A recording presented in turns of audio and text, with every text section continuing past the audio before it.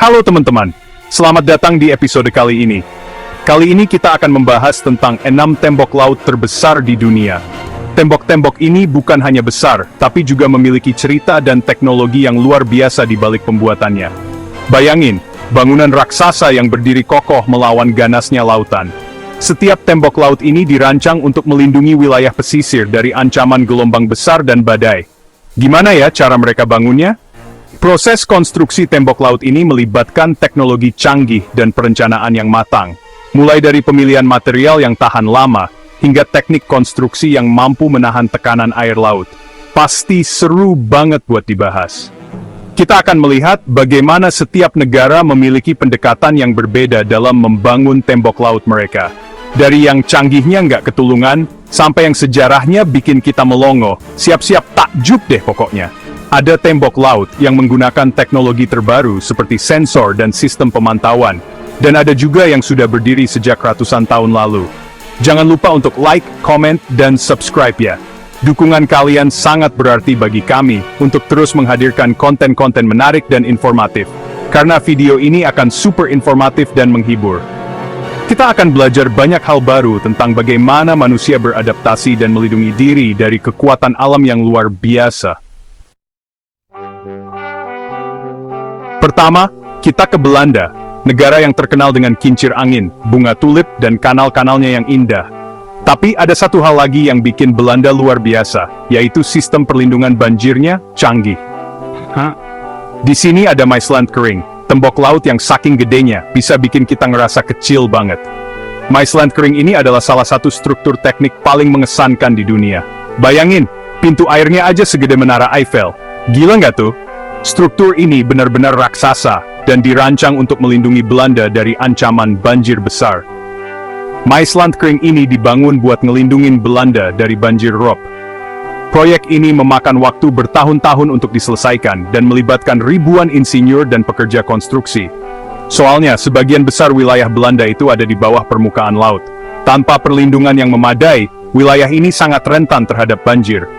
Jadi, kalau nggak ada Maeslantkering, bisa-bisa Belanda jadi kolam renang raksasa. Bayangkan, seluruh negara bisa tenggelam dalam air. Itulah kenapa Maeslantkering sangat penting bagi keberlangsungan hidup dan keamanan Belanda. Struktur ini adalah bukti nyata dari kehebatan teknik dan inovasi manusia dalam menghadapi tantangan alam. Lanjut ke Inggris, kita lihat tembok laut Thames Barrier. Kalau yang ini, tugasnya ngejagain kota London dari banjir.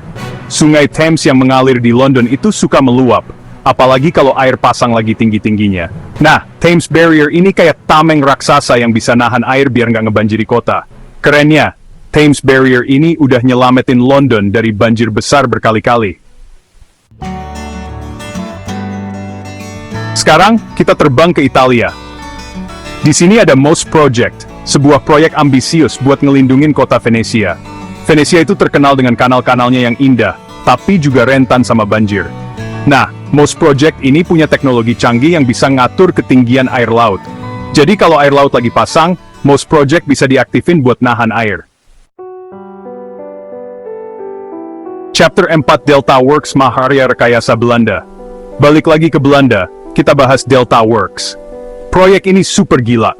Bayangin, mereka membangun serangkaian tembok laut, pintu air dan bendungan buat ngelindungin Belanda dari serangan badai laut. Delta Works ini dinobatkan sebagai salah satu dari 7 keajaiban dunia modern loh. Keren abis! Chapter 5, Eco Atlantic, kota modern di lautan luas. Pernah kebayang nggak, tinggal di kota yang dibangun di atas laut? Bayangkan, bangun pagi dengan pemandangan laut yang luas, suara ombak yang menenangkan, dan udara segar yang selalu ada. Ini bukan sekadar mimpi, tapi kenyataan yang sedang diwujudkan di beberapa tempat di dunia. Nah, di Nigeria, proyek Eco Atlantic lagi berjalan buat mewujudkan mimpi itu. Proyek ini bukan hanya tentang membangun gedung-gedung tinggi, tapi juga tentang menciptakan lingkungan yang berkelanjutan dan ramah lingkungan. Eco Atlantic dirancang untuk menampung lebih dari 25.000 penduduk dan menyediakan lapangan kerja bagi lebih dari 150.000 orang. Mereka membangun tembok laut raksasa buat ngelindungin kota baru ini dari ombak besar. Tembok ini yang dikenal sebagai Great Wall of Lagos, dirancang untuk melindungi kota dari erosi dan banjir. Dengan panjang lebih dari 8 km, tembok ini adalah salah satu proyek infrastruktur terbesar di Afrika. Nantinya, Eco Atlantic bakal jadi kota modern lengkap dengan gedung pencakar langit, pusat perbelanjaan, dan hunian mewah. Mewah banget ya! Selain itu, kota ini juga akan memiliki marina, hotel bintang 5, dan berbagai fasilitas rekreasi. Eco Atlantic bukan hanya tempat tinggal, tapi juga destinasi wisata yang menarik. Dengan semua fasilitas ini, Eco Atlantic diharapkan bisa menjadi pusat ekonomi baru di Nigeria dan menarik investasi dari seluruh dunia. Chapter 6 Saimangyum Seawall, keajaiban di negeri ginseng. Terakhir, kita mampir ke Korea Selatan. Di sana ada Saimangyum Seawall, tembok laut terpanjang di dunia. Panjangnya lebih dari 33 km. Gokil kan? Saimangyum Seawall ini dibangun buat ngerebut lahan dari laut. Lahan hasil reklamasi ini bakal dijadiin lahan pertanian, industri, dan pariwisata. Proyek ambisius banget ya. Gimana? Keren-keren banget kan tembok lautnya? Bayangin aja, manusia bisa membangun sesuatu yang begitu besar dan kuat untuk melawan kekuatan alam. Dari Maesland Kering yang super canggih sampai Saimangyum Seawall yang super panjang, semuanya punya cerita dan keunikannya masing-masing.